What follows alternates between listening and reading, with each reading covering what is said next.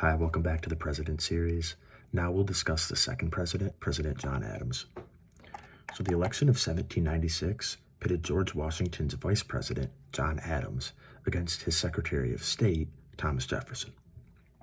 John Adams belonged to the Federalist Party and was seen as a successor to George Washington. Meanwhile, Thomas Jefferson was part of a new political party, the Democratic Republican Party. This party sought to decentralize powers away from the federal government. Adams narrowly won the election, winning 71 electoral votes to Jefferson's 68. John Adams was a Federalist from Massachusetts, and he helped author the Treaty of Paris to end the Revolution, and was also a signer of the Declaration of Independence. So he was surely qualified for the office. His presidency saw international tensions intensify, with the French capturing merchant ships. In order to renegotiate trade agreements, the French demanded a bribe and loan prior to even beginning discussions.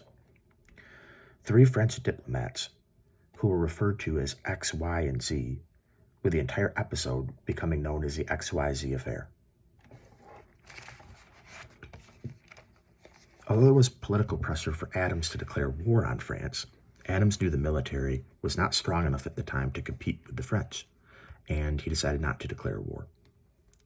In an attempt to quell the outcry of Adams not declaring war, Adams signed the Alien and Sedition Acts, making it a crime to publish false, scandalous, or malicious writings against the government.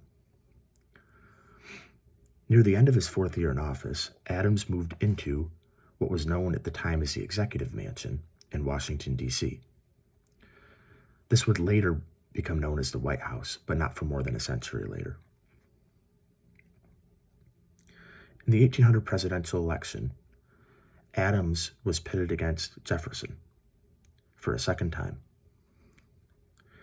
In what is referred to as the Revolution of 1800, the Democratic Republican candidate Jefferson defeated Adams, and this would mark the end of an era of Federalist presidents. And it would also mark the first time that a president would accept defeat in an election.